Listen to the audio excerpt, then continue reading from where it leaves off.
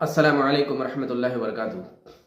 रोज़े से न सिर्फ दिल को तक़वा हासिल होता है बल्कि इससे हमारे जिस्म को भी तक़वा हासिल होता है। हमारे जिस्म की साफ़ सफाई हो जाती है। इसके ज़रिए से हमारे जिस्म में, जैसे हम घरों में झाड़ू लगाते हैं, साफ़ सफाई करते हैं, ऐसे अल्लाह ताला रोज़े की वजह से हमारे जिस्म की साफ़ सफाई कर देता है। जब हम भूखे रहते हैं तो हमारा जिस्म ऑटोफेजी मोड पे चला जाता है, यानी ऐसी हालत में चला जाता है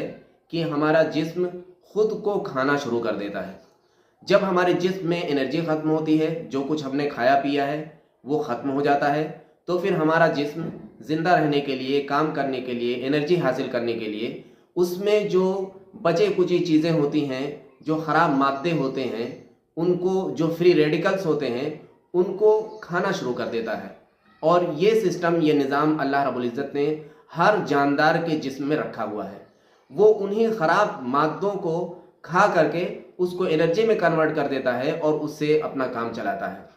इस तरह से 12 से 14 घंटे जब हम भूखे रहते हैं और प्यासे रहते हैं, ऐसी सूरत में हमारा जिस्म उन सारे ख़राब मादों को खा करके एनर्जी बना देता है और फिर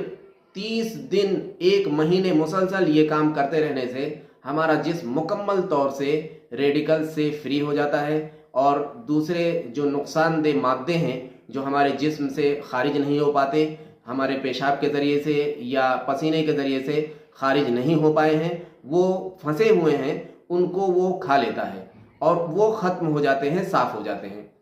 इसी वजह से आज कैंसर के इलाज के लिए फास्टिंग का इस्तेमाल किया जाता है। मरीज़ को 14 से 16 घंटे फास्टिंग मोड पे रखा जाता है, जिससे होता यह है कि जब जिस्म ऑटोफेजी मोड पे जाती है तो कैंसर सेल को भी खा करके ख़त्म कर देती है और इस तरह से 1 महीना या 14-15 दिन अगर उसको इस हाल में रखा जाए तो आदमी कैंसर से बाहर निकल आता है। यानी रोज़े की हालत में हमारा जिस्म उन तमाम कचरों को साफ़ करता है जिसको हमने साल भर उसके अंदर कूड़े की शक्ल में रख दिया है और उसकी सफाई नहीं की है।